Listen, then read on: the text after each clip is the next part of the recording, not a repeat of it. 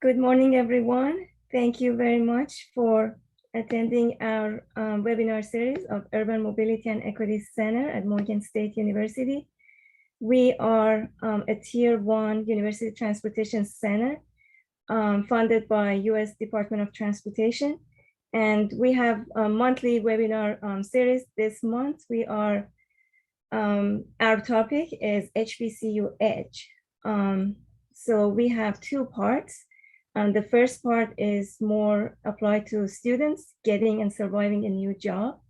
And the second part is getting grant funding, which more applied to faculty and or PhD students who are going to be a faculty soon. We have amazing panelists in both groups. I'm gonna say the name of each of the panelists, and please introduce yourselves and tell us what you do. Our first panelist is Ms. Dawn Tucker-Thomas. Good morning, everyone. I am Dawn Tucker-Thomas. I'm a university grants manager with the U.S. Department of Transportation, Office of the Assistant Secretary for Research and Technology. We oversee surface transportation grants that are awarded to universities and institutes of higher education. I've been in this position probably for about 10 years. I have roughly almost 30 years experience in the transportation industry, both in the public and private sector. And I'm also a proud graduate of two HBCUs, Hampton University and Morgan State University. Thank you very much. And we are so proud to have Dawn as one of our alumni. The second panelist is Mrs. Stephanie Nollins-Page.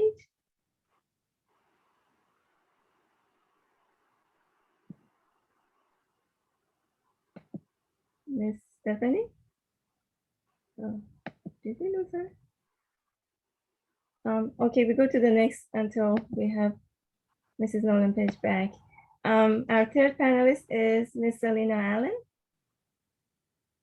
Good morning, everyone. My name is Selena Allen, and I am the assistant manager at the Maryland Department of Transportation, Transportation Secretary's Office.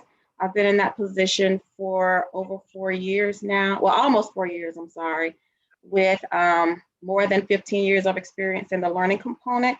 And I am responsible for the overall design of our learning platform and component at the Secretary's Office, and in different functional areas such as training, our learning management system, leadership development programs, internship, and apprenticeship programs. I have a bachelor's degree in business administration from an HBCU in Albany, Georgia, which is Albany State University, and a master's in management from the University of Phoenix. And I'm excited to be here. Thank you very much, Ms. Allen. It seems Mrs. Stephanie Nollins-Page is back. Would you please introduce yourself? You are on mute. Okay, there you go. Good morning, everyone. I am Stephanie Nollins-Page, and I am a twice graduate of Morgan State University in urban studies, as well as the transportation program. I have been in transportation since I left Morgan, and veered off more into infrastructure as well. And currently I'm working on the high-speed train that will go from Houston to Dallas in about 75 minutes. And just to put some perspective around that, it currently takes about 4.5 to 5 hours, depending upon traffic, to get between the two cities. And so this train, which is the Shinkansen technology out of Japan, will just cut that trip way down and bring two mega regions together. And so I'm so excited about it. I get the chance also to advise mayors around the country on transportation, especially, and I'm excited to be here today to speak with you. Thank you very much. And we are so proud to have successful alumni like Dawn and Stephanie. Thank you. And last but not the least of our panel member, Ms. Kristen Jordan. Hi there, everyone. My name is Kristen Jordan, and I am a research engineer for Ford Motor Company at our Greenfield Labs Research and Advanced Engineering location out in Palo Alto, California. I work on perception and sensor fusion for autonomous vehicles, and I currently act as the lead for our Ford African Ancestry Network chapter out in Palo Alto. My background is in robotics, computer engineering, and computer science with a specialization in intelligent robotics from the University of Southern California. Thank you very much. So I will start asking some questions, and the panel member, please jump in and answer. And this is more like a discussion and just talk. And then all of the participants, they can ask their question through Q&A. I will read the questions to the panel and they will answer that. So the first question is how to apply for a job and prepare a resume. Anybody want to start? You're on mute, Ms. Stephen. Oh, okay. Certainly, I will start.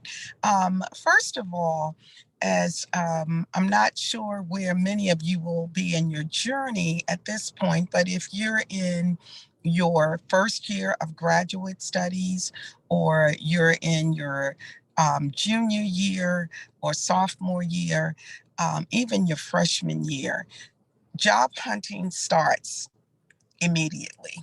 Job hunting starts immediately. And what I mean by that is, as you're taking your coursework, you are starting to really define what your real interests are and your areas of specialization and what you're passionate about. And that will drive you to where you want to pursue opportunities.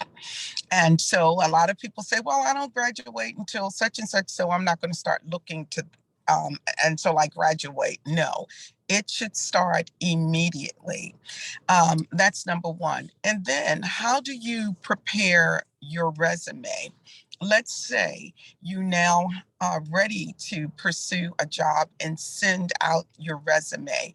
You're going to be building experiences, whether it's through internships, externships, whether it's volunteer services and things of that nature. So you're going to be building your resume around those passions that you may have come to realize that you have, because that's where you're going to really shine.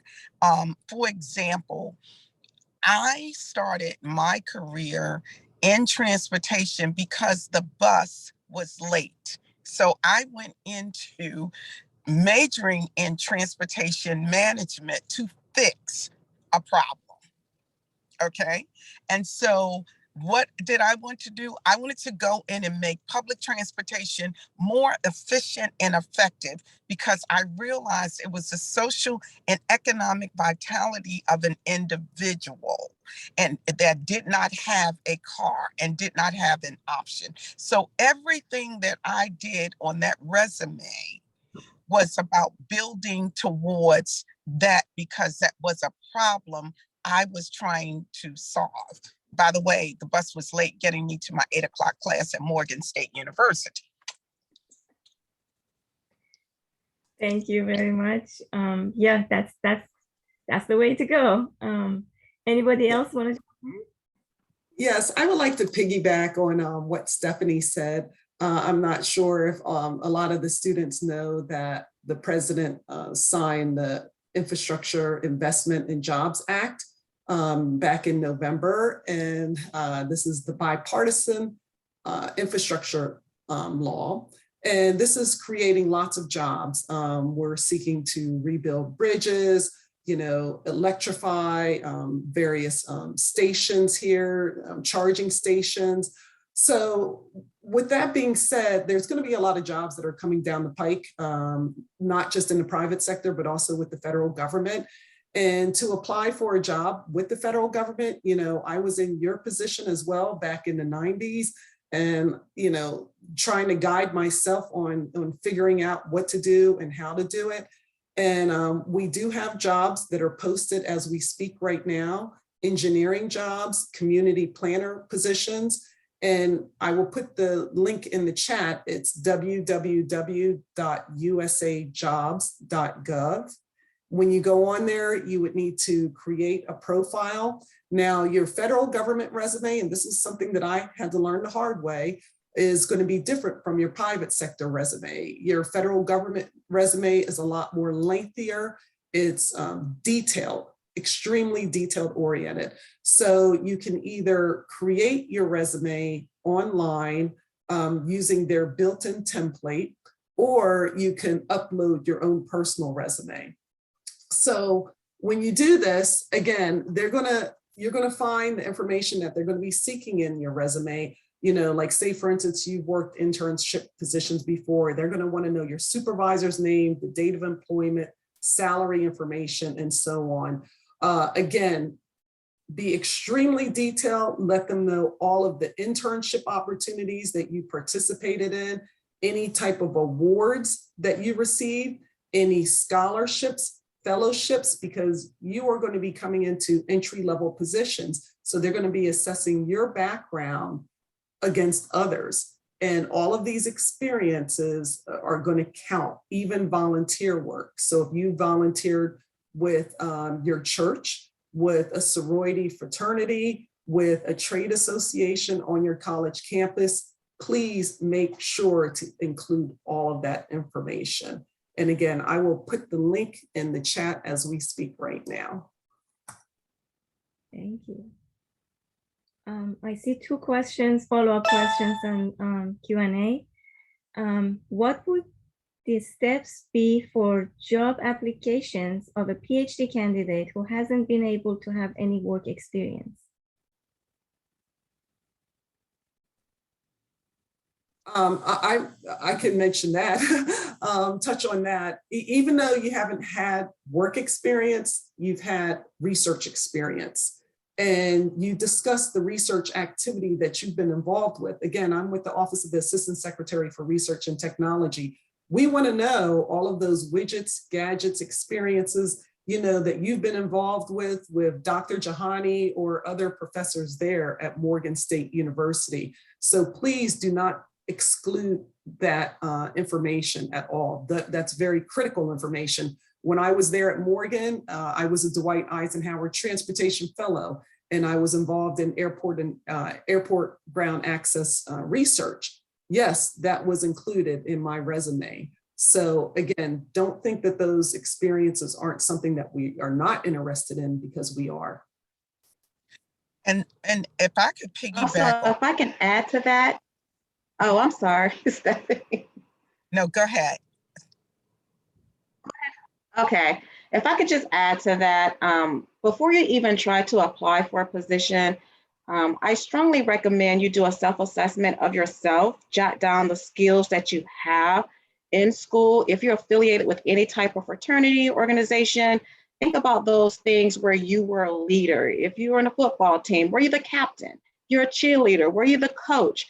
Oftentimes I find during interviews, college students who have just recently graduated, the first thing they will say is, oh, I don't have any experience in that. But on their resume, you list your affiliations of the types of organizations, things that you have been a part of. Think about that, jot down your skills, jot down your strengths. And if you're not so familiar with what your strengths are, there is a book out there called Strength Finders, and I believe it's around between $15 and $18.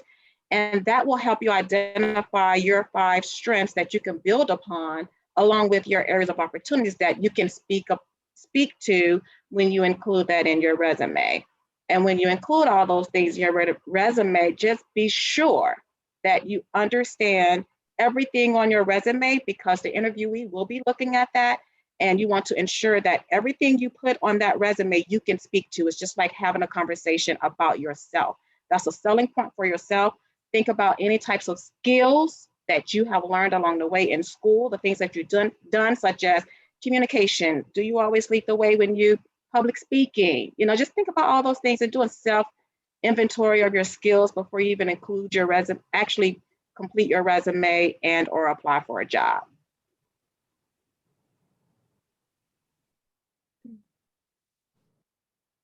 Miss Stephanie, you wanted to? Yes, what I was going to say too, that there are organizations that are out there that are looking for researchers. And for example, the Transportation Research Board under the National Academy of Sciences, that's heavily funded by the Department of Transportation. They are, you know, a lot of times they're looking for researchers. So that's experience as a doctoral candidate. And that may be an area, especially since you have risen to that level that you want to go into, because your research and what you're doing is going to impact. I know I worked with the Transit Cooperative Research Program, and they wanted to basically take research and make it practical. And so that may be an area, and I think a mindset, that kind of experience that you have as a candidate for your doctorate would be much appreciated in organizations like that. And even the university environment, you know, as well, to realize some of those dollars coming from the infrastructure bill. There's even a lot more research that's going on that you, as a person with that skill set, may be suitable for as in a job. Yeah, to piggyback off of, I guess, what Stephanie was saying, I think that a lot of times students can sell themselves short on what they bring to the table. And it's important to list all of your experiences, whether they're inside of the classroom or also outside of the classroom. One of the first steps that I recommend for applying for jobs is just getting a general feel for the job that you're interested in. Usually they'll have job listings online with certain skill sets. And then from there, you can tailor your resume to show off the skills that align with what they're looking for in a candidate. And if you feel like there isn't enough alignment, that maybe gives you the opportunity to then go back and look on possibly gaining those skills outside of the classroom by doing some free workshops or certifications, whatever that may be. But as everyone has said, having a research background and being a doctoral candidate is already a very high level of experience that you probably don't even recognize. So definitely put that into your resume. Thank you. There is one more question, it's similar, but if I have a PhD but no work experience, I fear I may be told I'm overqualified. Should I include the PhD in my resume, or should I just leave it out and only include my master's and bachelor's to potentially better my chances of being hired? Yeah, I can respond to that because I've played around with my resume. I do have a law degree as well. And, you know, you're wondering as a candidate if you would be overqualified for that position. You know, there are lots of federally funded research laboratories that are in existence that Stephanie and Selena were mentioning that would definitely be interested in your background. Again, places like Johns Hopkins Applied Physics Laboratory, Jet Propulsion Laboratory, Rockwell, Georgia Tech Research Institute, they are all looking for individuals that have, you know, advanced degrees at the PhD level. We even have Argonne National Laboratory, who I've worked closely with. So please don't, you know, water yourself down to say, because I've done it myself and I know how you feel. So, you know, be proud of your achievements and what you've done to this point in your life.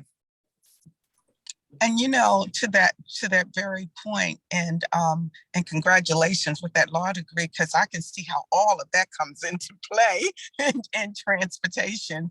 And there's such a small number of people that have mixture. So let me say this. A lot of times and you get to this point in life. At one point, my resume was all about my education because I didn't have or I should say, I had internships and things of that nature, but it was nowhere near as complete as the degrees that I had. Okay. And so I was selling my credentials. And oh, by the way, here's some internships. Now my resume has shifted where it's my experience and my credentials, while very, very important, don't get me wrong, but now the experience is there. So you're going to go through that flip in life where what you are selling is your education and your credential if you don't have a lot of work experience. And those credentials are work. That's it. That is experience. And so, so it's and you're right. At some point you get to, well, I got work experience, I got this, I want to get in. And you will have employers say things like, well, I think you're overqualified for this position. I had a young lady that was applying for an administrative assistance job with the high-speed rail, and she was about to graduate with her master's. And she said, you know what? I just want to get in the door. And so she said, but I know there are going to be other opportunities. And that's what happened. She got in the door, and then she went on to move to other, opportunities. But my point and my caution is have a plan. Have a plan when you do that, because people will question, well, why are you going to take this lower level job? Well, number one, I'm trying to finish that thesis so that I can get out of here. And number two, I already see the opportunity and I've already pictured myself in this organization. And this is where I'm going to start. And she's on her way and to a real solid career path. I think it also depends on the job and what you're looking for. There's so many, as Dawn said, there's so many positions that are specifically looking for people that study in graduate programs. I know our campus specifically, when we look for research engineers and research scientists, we're looking for people with master's degrees and PhDs to fill those roles because they have to have a certain level of experience with the work, as Stephanie said, for researching. And that's a unique talent that not every person has on the lower level. They don't necessarily get that experience with working in labs as diligently as you all do. So that's something that I think there are definitely a lot of jobs out there that would appreciate your qualifications. And if I can just add, if you're ever told you're overly qualified, just know that during an interview, it's a two-way street. You have an opportunity to communicate and ask questions as to why do you think I'm overly qualified? In the event you don't get the job, it's not the end of the world. When one door closes, another one will open. However, it gives you an opportunity to go back and say, okay, this organization thought I was overly qualified because of X, Y, and Z. You've asked the question throughout the interview, and now you know what you need to build upon moving forward. So whenever someone tells you you're not good enough or you're overly qualified or whatever, use that as an opportunity to ask questions, to understand why they're telling you these things so that you can build upon those for the next interview and get that job. Don't ever leave out your credentials. That's a very, very good point. And because at the same time, sometimes we're in these interviews and it's a little bit intimidating, right? And you're waiting for them to ask a question. And that piece that you just talked about, the two-way street, it is a two-way street. And, just take a deep breath and relax and go back with the question as to why. And sometimes take the sting out of it earlier. on and say, yes, I know I may be overqualified for this, and I know it required this, this, and this, and state your reason and take the sting out, as they say in the law, take the sting out of it. Yeah.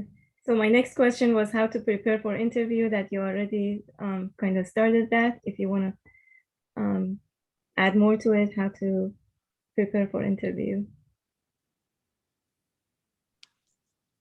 Well, for me, I look at interviews as a presentation, and I started this years ago, and now with technology, I think I have perfected it, even though I could say the technology sometimes becomes a little overwhelming for me. I want my interview to be unique. Okay, so I don't want it to be just the regular, you have a question, I have an answer, I have a question, you have an answer. So I actually do a presentation. I look at the job, number one, and I look at what can I bring to this job? Why am I applying for this job? And I put that in a PowerPoint presentation. It may be 3 or 4 slides. I even go to the point of saying, if I'm selected for this job, this is what I see myself doing in the next 30, 60, 90 days. Okay. And that does a couple of things. Number one, it helps you not to be nervous because you have a open cheat sheet, so to speak. You got all your points that you have made right there. I mean, how many times do we walk out of an interview and say, oh my God, I wish I had said this, or I should have said that. I was so nervous. So that gives you some comfort. Number two, you have let that employer know that you have thought about this job and seeing yourself in it. Okay. And number three, it lets that employer know that you have a plan and you can hit the ground running. Okay. And then most of all, it's such a beautiful presentation. You know, they've got so many different icons and things of that nature that you can put a PowerPoint together that sings and dances and all of these different types of things. But make sure that whatever you're doing and how you put it together, it's relative as you're putting that together. So to sum that up, make it a presentation. And it also shows your presentation skills and your communication skills and things of that nature. So I've been doing that since I graduated from Morgan. I have now, for the most part, I'm not necessarily applying for jobs, but people are coming to me to approach me about different positions or to work on different projects. And I do the same thing. I want to Definitely. Oh, sorry, Dawn. I want to let everybody know I'm learning from Stephanie right now. Thank you for those tips. You know, in addition to what Stephanie has said, which she just outlined a wonderful approach, you know, and I'm going to work on that approach for myself as well. You know, it's been a while since I've looked for a job, since I've been in the job market, but I can tell you what I've done in the past. You know, I have researched the company to try to learn more about the organization, the people that are leading the organization, as well as the culture of that organization. So I would do this in addition to Stephanie's, you know, wonderful tips, which I'm going to use here as I'm going through my job search right now. And also what I did back when I was in undergraduate school, you know, it was really disappointing coming out of undergraduate school in the early 90s, and companies were laying off, they were on hiring freezes, they were downsizing. And I kept saying, what can I do to get my foot in the door? You know, it was just a very rough time. And as Stephanie was saying, package yourself, you know, that in a way that you are special, that you have something to bring to the table. And that's when I had to go back to school and get my master's degree for some of you, because you'll see when you go out there in the job market right now, and I'm looking at these students that are coming out, and I'm like, wow, you know, these students have a lot of credentials underneath their belt. So in order to compete with these other individuals, you're going to have to also step up your game and try to package yourself to make yourself attractive to an employer. As also something else that I did back when I was at Morgan State University, I purchased a book on interview questions and how to answer these questions. And I would rehearse, I would get in the mirror and I would just stand there, ask myself the question, repeat the answer. And I was watching my body language as I was doing this to see, because, you know, a lot of times when I talk, I'm using my hands. So I said, okay, let me try to rest my hands on my lap. Let me not cross my arms, your body posture and how you're sitting and looking at the people or individual that might be interviewing you.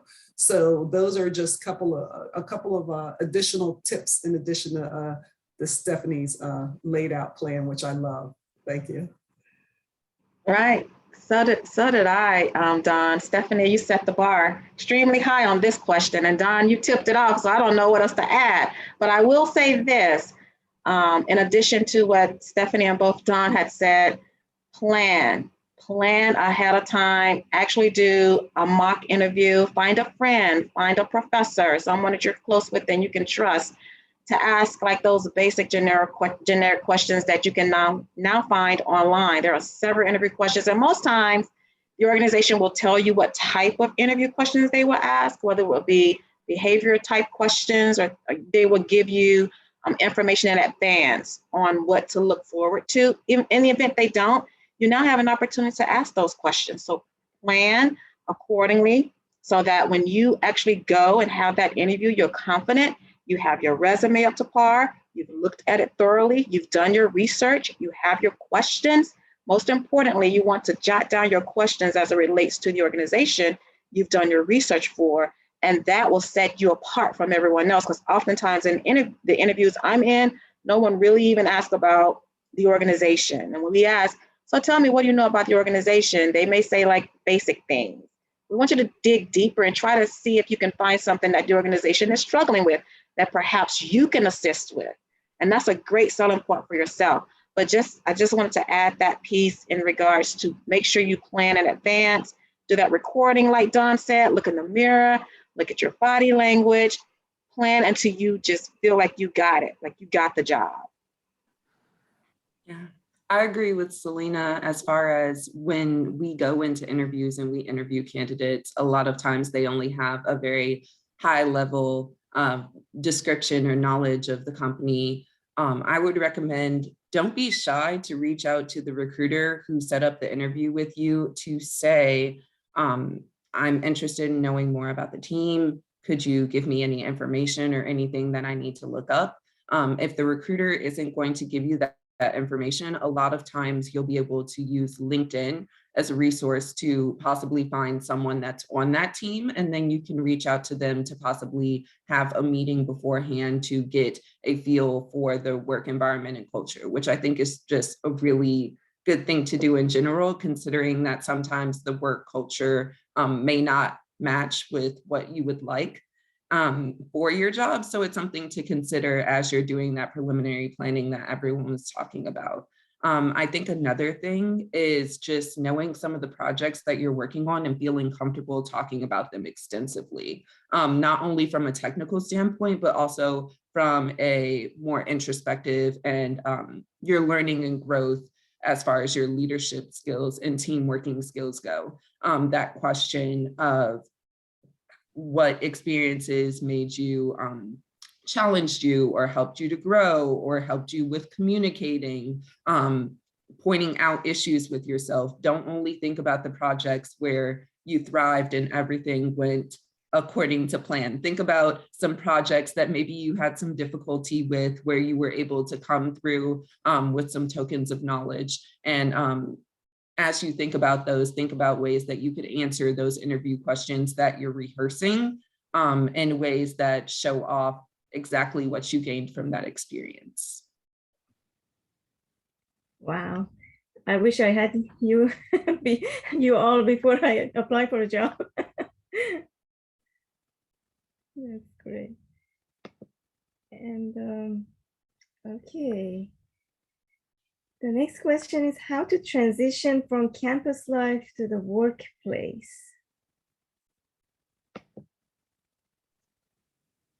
Well, let me tell you, I'll start if it's okay. That is, as I've heard my Gen Zs and millennials say, that struggle is real. Okay, that is real, because it is a totally different environment. We clearly are a lot more casual and things of that nature with our peers on campus and college life and things of that nature. And then we go into the professional world. Many times we have to shed some of that playfulness and things of that nature and certainly be more serious. But at the same time, work environments are really created a lot of times so that you can have that socialization, if you will. They're designing office spaces with like big beanbag chairs and things of that nature so that people can constantly engage. And so when you go into an environment like that, and then it sort of mimics, if you will, your college environment, you have and you start thinking, and you can't quite make that transfer as quickly. It's a little bit different. When I started, it was real structured. And so, but there's still that transition that has to be made. Don't look at that environment and say, oh, okay, well, they've got all these and those intersections are set up so that people can engage, so that people can talk, so that people can problem solve. And it looks very, very casual. And so we have a tendency, I know the thing that drove me crazy was when we started doing Casual Friday. Drove me crazy because people took it to a whole nother level. You know, they came in with those tights on and a big shirt and, you know, their sneakers. And it's like, we need to have a course on what this means to have a casual Friday or dress down Friday. But that's what they said they wanted. It just wasn't acceptable with some of the things that people were wearing. So sometimes that environment still looks very casual, but you still have to carry yourself professionally and not get lost in, oh, this looks and feels like campus. And that's not all environments. That's a lot of the new environments that you work in. It's like these big warehouses that people are setting up office spaces in, and you walk into that space and you're like, oh, okay, this looks casual. So can I act the same way? No, you cannot. No, you cannot. And it behooves you to take time to understand the culture. Now you go, now how do I do that? You really need to find yourself a mentor, okay, to help you. That person doesn't necessarily have to work where you work to be your mentor. And that's going to help you understand this now new environment as you're trying to understand going from education to work and how now you have to behave and things of that nature. And so that mentor that you have will help you with that as you're talking to them about different things that have happened or awkward moments that you had, or your supervisor had to pull you up, or your director had to pull you up about because it was inappropriate and the like. So find that mentor as you're transitioning from education to work, and then also be real clear and intentional about understanding the culture, because culture will eat strategy for lunch any day of the week. Okay. And so that's going to be very, very important as you're making that transition. Yeah, work culture is extremely important. Like I said, you want to be asking questions about work culture in the interview because you may run into a situation where you apply for a company where they seem um, to have a structure or a work environment that just doesn't match with your type of personality. If you're a person that needs to get up, have a lot of breaks, can't necessarily have people watching over you all the time, then maybe you need an environment more so that has collaborative space, and that has resting areas and things of that sort. And one is not better than the other. It just is meant for different people. So asking those questions in the interview makes it so that you end up in a job that really fits the type of work culture that you're looking for. I think also once you get the job, going ahead and talking to your supervisor, you will have that initial meeting, that one-on-one where you get to ask all of your questions, you find out about the job that you're going to be working on. Don't be afraid to ask questions. That's what they're there for. So go ahead and ask your supervisor, what's the work environment like here? What's okay to talk about? It seems like there's a more casual style. Is it appropriate to wear this or that? And usually those conversations are on the confidential side. So it gives you time to kind of ask about those boundaries so that you can figure that out before you put yourself in a situation where you step outside of those boundaries and then it impacts your work life.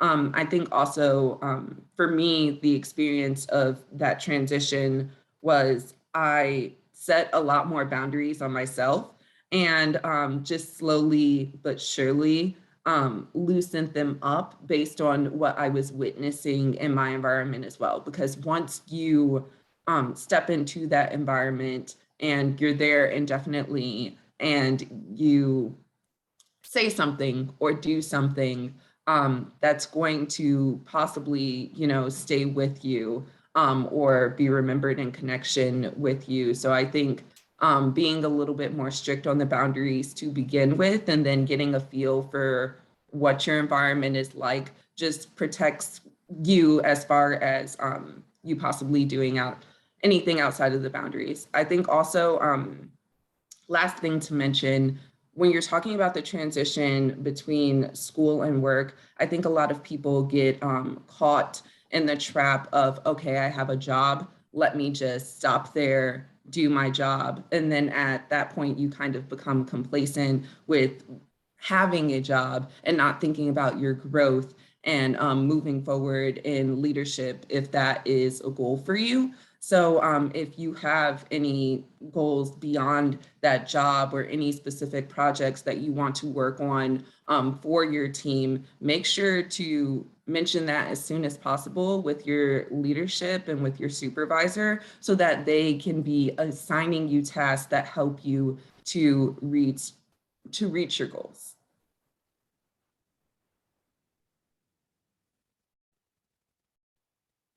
Said. And I say ditto everything Stephanie and Kristen said, has stated already. I just wanted to make a point in terms of the culture. Just kind of watch how you're entering into the workforce because they're watching you and they're watching you with an eagle eye. So how you present yourself to others. And I oftentimes tell students this that come in and intern with the department is how they're going to treat you if you're walking around wearing attire that's not appropriate for the work environment. We're still in a day today that people will judge you for what we're looking, our outward appearance, even though we could be highly intellectual. However, we still have to maintain a certain, a higher standard than others. That's all I have to say. I will say that just as we're talking about people having an eye on you, don't necessarily consider that you can't have a personality in the workspace and that you're just there to work. I think a lot of times letting your personality show within the framework of, for example, music interests or possible sports and hobbies is a good way to start that's kind of safe.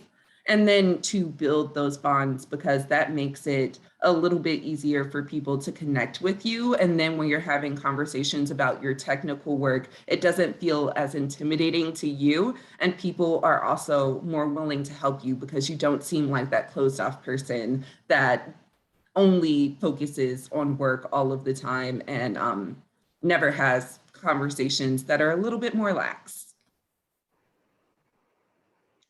And just to add on to what Kristen said, oh, I'm sorry. I just wanted to make a quick note to the students that Morgan State has a clothing closet for students that might be not have the resources, the finances to go out and buy brand new clothes for interview in the work environment. It's in the new student center building. I'm not sure what the office location is, but in the new Tyler Hall, there is they call it the closet. So you can go there and you can get professional clothing and accessories.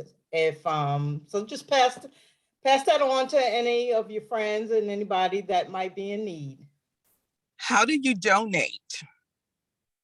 They twice a year they have a period where they accept donations, and I think it's like early fall semester they started, and then in the spring.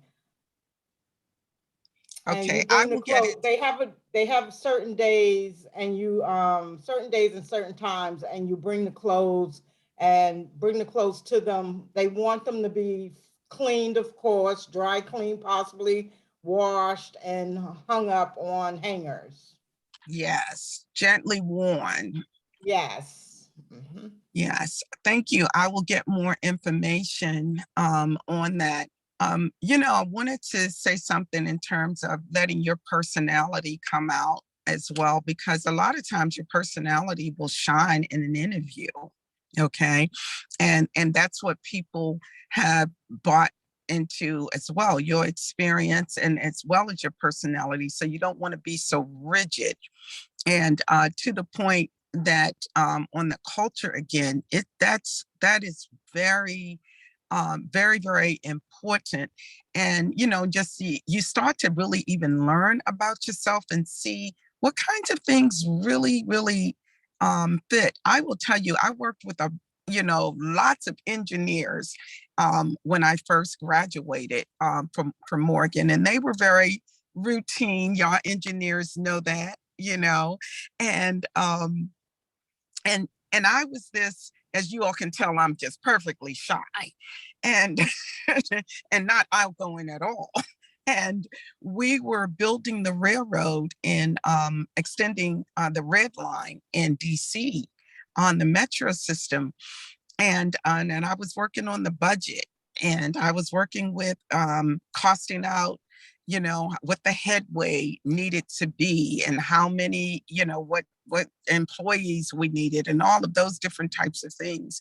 And then someone said, well, we have to do all these startup operations. And that's like a test drive, if you will, of the trains and with the communities, and orientate the communities on what the service will look like and getting them comfortable with the stations and riding the trains. And because I was the personality, they thought, okay, here's somebody that can take this very technical information and break it down to the community. And they like to talk to the community, because my boss was an engineer and he just didn't really want to talk to people. He just really wanted to work on that train.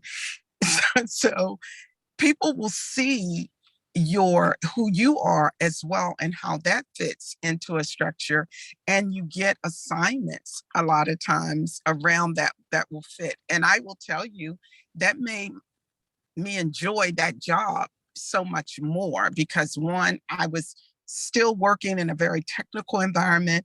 And I was taking that technical information out to the community, talking to the community about the train and getting them comfortable, and still doing something that I have a love for people. And that was shining through. And the engineers got me out of the office. And I believe Christian mentioned building relationships. That is critical when it's, especially if it's your first job, since you've graduated from college. Once you actually enter that workforce world, try as much as you possibly can to build relationships, because that increases your networking opportunity. In the event that particular job didn't work out for you, you never know who you worked for or the people you built the relationships with, what other opportunities that may come up as an opportunity for you. So that's one of my strengths, building relationships with people. And throughout my career, it has helped me just by networking with a lot of individuals. It has helped me along the way, because you never know who can help you get your foot in the door at another organization. So just try to use that as an opportunity as well. Thank you. Just a reminder to the attendees, you can type your questions in the Q&A and I will read the questions to the panel. Okay, there's another question is how to survive in a predominantly white workplace.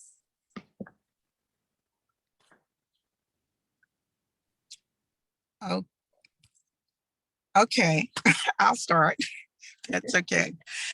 I will tell you that is very, very interesting. One of the things that's happening now is that we're in a society that on one hand is embracing diversity and inclusion and equity and the like. And then on the other hand, we see where people are becoming enraged by this and offended by diversity and inclusion and equity and things of that nature. We've seen that. And I tell you, I even see it now sometimes where there's a resentment. If I could just put the elephant that's in the room out there, people do resent that. And people will say that I've had friends say to me, well, I'm not racist, what do they mean? They'll go to that and not looking at just having a diversity around the table of thinking, of thought, and not just of people, but from a racial standpoint, but even a gender standpoint. And people don't look at that, even from an age standpoint, having diversity. So it's not always about the race. It's about having diversity and inclusion. So because people will always take it to race, then there's that tension, I believe. And so what you have to do is that, and this may not come just immediately for you, but I think it's a conversation, and most organizations have affinity groups now so that people can have these dialogues so that everybody, can get along in the work environment and can learn from each other. Whereas when I first started my career, we didn't have any types of affinity groups or things of that nature. I just had to go for it. And also put myself in diverse environments as well, because I graduated from HBCU, I was in that environment. And so I had to be intentional about networking. I think Selena said that, about meeting other people that did not look like me. And in fact, it was a white woman that took me under her wing during for an internship that I had, and she helped me to navigate, and she started to introduce me to different people that did not look like me, because she saw that I was making that transition from an all Black and brown environment to this really white, male dominated environment, because that's another piece of it. Transportation in particular is male dominated. And so how do you even navigate that part? And it was a challenge. And she helped me with just that. So building that network is so important so that people can help you navigate. And as I have to say, we're in an environment now where we have the affinity groups and the awareness is very much heightened. So join those affinity groups so you can have have that kind of a dialogue. But you will run into people that are resenting it because they are offended by you thinking that they may be racist. And that's not what we're saying. Now, sometimes that is the case. Now, let's say that. Sometimes that clearly is the case. But for the most part, I start with people have a heart. And people don't mean to be mean. I just think people a lot of times are not familiar with each other because that's not where they have sat. Okay. And so it's just a matter of people becoming more familiar with people and then getting to know people. And it's hard not to like people once you really get to know people. So I will go back to getting to know folks, continuing to network with people, and that all white environment, will pretty much to me be nullified, if you will.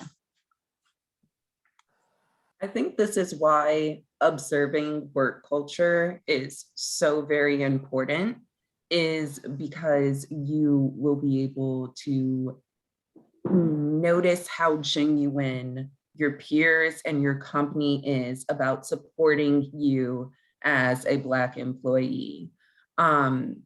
There, especially right now, is a light on diversity, equity, and inclusion. And unfortunately, that light sometimes means that people are giving you recognition to fill a quota.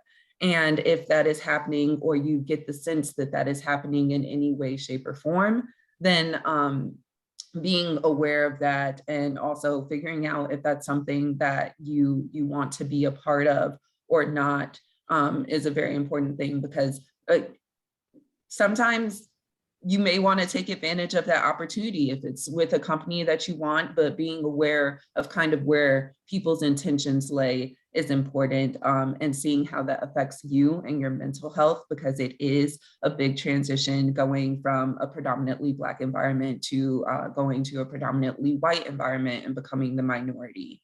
I think also just looking into or being aware that a lot of people in that workspace are going to be very ignorant, and not in, I'm not saying that necessarily in a derogatory way, but just that is not their life. That is not something that they have to deal with. And because of that, they don't necessarily know all of the layers of systemic racism that impact and affect you as a Black employee. So that's something where understanding that there's going to be people that possibly invalidate you and your experiences just because they don't know any better may happen. I think there's one thing being ignorant, and there's another thing actively choosing to turn and not recognize or acknowledge the struggles of the Black community. So if it's something where you're speaking up for yourself and you feel like they're choosing to ignore you or to ignore something that is relevant to you as a Black employee, definitely speak onto that, but know that those are conversations that may need to happen. Also know that even though they may need to happen, you are not responsible for educating people on what goes on in the Black community. If you don't want to be a spokesperson for that, even if you are the only Black person in that company, it is not your job. There is Google, and they can kind of work with what they have. I think also just being very honest, there's going to possibly be, at least for me, there was a sense of imposter syndrome going into a space and thinking about people not necessarily respecting me or my qualifications, or feeling like I was there to fill a quota. And I think a lot of times those words can get to us. They can think whatever they want, but I think just instilling confidence in yourself and remembering, read that resume through. You did all of those things, and you deserve to be there just as much as anyone else. So definitely make sure to fill yourself up with confidence, and to remember that you're there for a reason, and that will hopefully help with the conversations that you may have that are a bit uncomfortable. Yeah, I would like to add, this is a very interesting topic, because, you know, I started out my career in the aviation industry. So there were very few, I mean, very few minorities in that industry. We're talking about the overall transportation industry. Yes, it's predominantly dominated by white male engineers. I have watched people, colleagues of mine that I even graduated with, endure struggles. Some of those colleagues, now remember, I'm a lot older, but a lot of those colleagues of mine, some of the struggles that they've encountered, they opted to choose another, you know, industry. I'm not recommending you do that. I went through the same struggles that they went through. And as Stephanie was saying, you know, today is a different day. Some people are embracing it. Some people are not embracing it. One thing to keep in mind is the HBCU experience has grounded me. It has prepared me to go into the workforce to deal with some of the issues that I've had to deal with throughout my career. You should stay connected with your family, stay connected with your alumni, your fraternity, your sorority, your church, any larger group outside of the workplace. Definitely stay grounded with them. Go to them, have these discussions whenever you're experiencing something that might be a little off in the work environment. As well as Stephanie said, there's affinity groups that you can join today. Right now in the US Department of Transportation, something that we should have done years ago, we're trying to create a HBCU employee resource group to try to help youth that are coming in out of college and help them navigate the Department of Transportation. That wasn't there when I first entered in at USDOT. And that's something that we are trying to make a change in now, and trying to further nurture and help these individuals grow and develop. And if they have any concerns or questions, or might be experiencing hostile behavior from another colleague or coworker, which it does happen. And it's not just, you know, it's everywhere. I'm not singling out federal government, it's everywhere. It's in our everyday lives. We can go to the grocery store and experience this behavior, and it's all in how you handle it. You know, again, maintain a level of professionalism, know who you are and your self-worth and what you can bring to the table, and don't ever let anybody discount your knowledge and your expertise that you have acquired over the course of your years so far.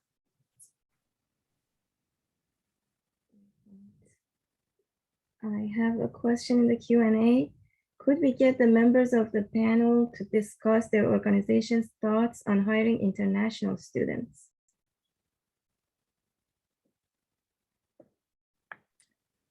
Let me say this. I'm sorry. Go ahead. I just wanted to say, to my understanding, and I'm not well versed in this area, I think you have to have a work visa. We do have a lot of international students, but that are serving as contractors, but they're under a work visa. And to my understanding, they have a specialty that they're bringing to the table. So if there's like a specialized area that we don't have expertise in, then, and I think this holds true for the private sector too, that's how you can be able to come into the workplace. So. I will say for us at Texas Central Railroad, we are actually not a U.S. melting pot. We are a world melting pot. We've got the Spanish that are operating the train once it's up. We've got folk from England serving in London, serving as the project oversight committee. We've got the Japanese train. we, we've got, so we actually call it an international project. And then, by the way, we've got some contractors here in the U.S., particularly we're focusing on small and minority-owned businesses. So with that, I will say, we certainly are open. What you face is, just the point that was made, and it's around having, the right credentials to work in the country itself. And we will hire, but even the people that were from Spain, they had to get visas, and they're staying here and in the country, and they're like on, I guess that I don't know what that renewal process is, but we are really excited about it because it's all that international experience that we're bringing in. The other thing to keep in mind, we will be the first high-speed train in this country. So we need international experience to help us to operate and the like.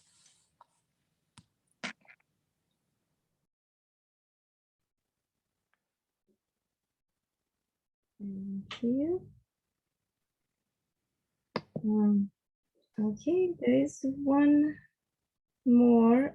If you don't have anything, you wanted to add something? Sorry, Kristen. Oh, I was just going to say that I think that it's dependent on the role for Ford. So just asking those questions in the interview, usually they can guide you towards which roles are currently accepting international students. Yes, and my understanding is it's easier in private industry to accept international than government agencies.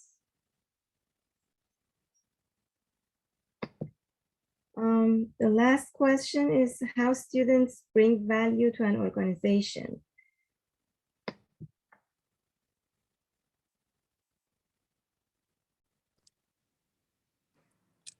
Well, I would say, do your work with excellence, and be a self-starter. I think that Selena and Dawn and Kristen mentioned this early when we talked about preparing your resume and interviewing, how the background that's needed on these organizations that you're going to work for, and so their pain points that are there, whatever they're trying to solve, whatever they are providing, whatever service that they may be providing. You understand that there may be pain points in every single organization, and that they're trying to be more efficient and more effective in whatever they're doing. And so understanding and having that background, you can always be able to be a part of the solution. So that's how you continuously bring value and set the bar high for yourself. Be about the excellence. You've been well trained at Morgan State University. You've been well trained. You've got skill, and know that.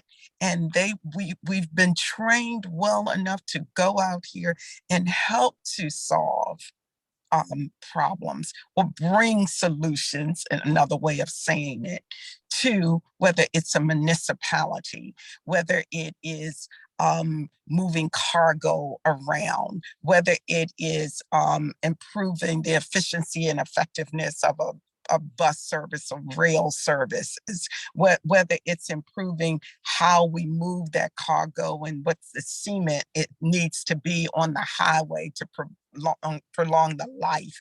You are well prepared to bring value to an organization.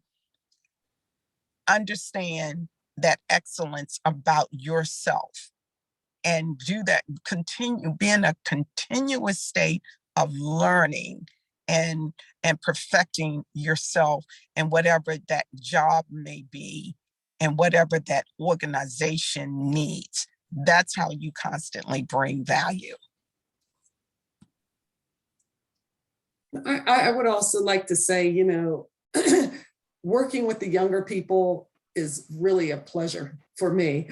As you get older, some of those skills that, they transition, from in your career from when you first started. So, working with younger people, as I notice right now, you all are coming in with skills dealing with technology, say for instance, with Microsoft Office 365, and I am constantly calling other people, hey, how do you do this? How do you do that? And I'm telling, because I don't know, okay? And I feel like I need additional training on a lot of things. But just to realize, you're bringing value when you do come into a workplace. Little do you know, you're bringing a lot of value. My recommendation is also to listen to what, others have done and where they need help. And where your expertise, where you've been trained at Morgan State University, and how you can help individuals on a specific project. So hypothetically, if your expertise is in bridge construction, hey, bring that to the table, because some of the people that are involved in bridge construction now, a lot of their processes and procedures, they're antiquated. So you're bringing fresh ideas, fresh thinking, ways that we're not even thinking, anymore. And we're looking through things through a different lens compared to what you're looking at it. So again, definitely do not short sell yourself. I'm looking at the millennials now that are in here underneath the Biden administration. Their writing skills are spectacular. Okay, their writing skills, their presentation skills, and again, their technology skills is something that I've never seen before. I mean, they can go in and create apps, on our cell phones. And I'm wondering how did they even do this? And they're like, oh, this is easy, Dawn. And I'm like, okay. Yeah. So again, there's where we're lacking. I think you all are definitely coming in and picking it up, and you're our strengths. So where I'm weak at, I'm relying on you to help me build my strengths in that area. So again, and that's where I believe that we could really work well as a team and effectively, especially as we carry out this bipartisan infrastructure law. And based on what Dawn said, as soon as the organization hires you, they're hiring you because they know that you can bring value in everything that you do, generating those different ideas and things of that nature. So that's their main purpose for hiring you. You have those ideas already. Stephanie mentioned you getting well prepared for the workforce, at Morgan State University.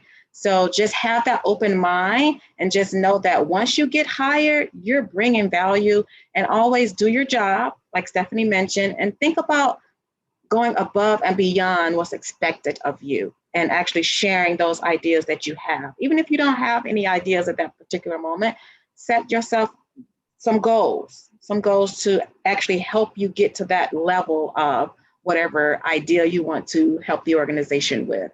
But always think about going above and beyond the expectations of what's expected of you. And just know going in the door, you are, adding value to the organization. One of the great things about coming into a company and experiencing it from a completely new perspective, as far as not having any previous knowledge of the company, is that a lot of times you're able to notice and recognize things that people that have been there for long periods of time may not have thought about. For example, I was having a meeting yesterday where we were talking about the process of the assembly line and ways to optimize that. And that was something that came about from a new perspective where they said, hey, you could probably be doing this faster and more efficiently. And that's something where someone who had worked there for maybe 10 or so years hadn't done so. And especially when it comes to research, you all have very unique perspectives with some of the newer technologies and things that are coming into play that people that are with the company and possibly haven't had the time to do as much research just based on production tasks and things like that. You're going to come in with that knowledge that they don't necessarily have, and they're going to be looking to you for guidance and input regarding that as well. So I think, as everyone said, just recognizing that you're there for a reason, but also that your unique perspective is going to be something that benefits the company and benefits your team. So being aware of that and making sure to speak up only helps you. And even if it's something where you aren't necessarily contributing or coming up with an idea, giving feedback on how communication is going or teamwork skills. Those are things that are just as important, if not more important, because if you don't have a functioning and dynamic team, sometimes that stunts the growth of the team. So just giving as much feedback as you can. Thank you very much for the lively conversation and amazing panel. I learned a lot. I feel like I have to apply for a job now. Thank you very much. I don't see any other questions in the Q&A. And we're gonna have our next session at 11:30. That is how to get funding. And it's more for PhD students and faculty, but other students are more than welcome to join. Thank you very much, the panel, and we'll meet in 10 minutes. One quick note, I did put in the chat the link to the Morgan Career Development Closet. So it'll you can click on that link and get any information, any additional information you might need. And Also, to that point, we talked about that technology. Could y'all just email it to me? I might have a challenge going into that link. So, and so if you could email it to me, it would help me out so much better. Certainly will, Stephanie, not a problem. Also, a quick shout out. We are currently looking for interns for our research and advanced engineering team out here in Palo Alto for virtual internships. So if you would like to have an opportunity with us, please feel free to apply at careers.ford.com, and you should see an internship position available for the Greenfield Labs position out in California. Or you can email me personally at kjorda36@ford.com if you just have any further questions regarding what we do on our team. We're always looking for diverse talent. Well, I'd like to close by thanking Dawn, Selena, and Kristen for joining us, being a part of this panel with me today. I have enjoyed you all and hope we can take the show on the road and and keep in mind the talent that you have. And Dawn, I'm telling you, that Office 360, somebody did a class for us. Google Dropbox. That's another one. Yeah, that Google Right. Drop. But I have enjoyed you all, and thank you, Morgan, for always being outside of the box in terms of preparing your students. And thank you for preparing me. Yes. Thank you, Dr. Jahani, Nancy, and I think Sonia and Anita. I'm not sure if Anita's still on here, but thank you all for planning this session. And Stephanie, Selena, Kristen, I mean, I've learned so much from you all just having this. And yes, we should take this show on the road here and tap into various other HBCUs. Yeah, absolutely. And I told you all, building relationships, one of my strengths. So I will be connecting with each and every one of you, Don, Christian, and Stephanie. So don't be surprised if you send email or LinkedIn connect. Please, let's continue to be great doing things as such. I had an absolute fun time doing this. This is what I do. I love doing it. And thank you, Morgan State University, Anita, Nancy, everyone for allowing me to be on this marvelous panel today. And I wish you students the best of luck in your endeavors. Thank you. Thank you very much, everyone.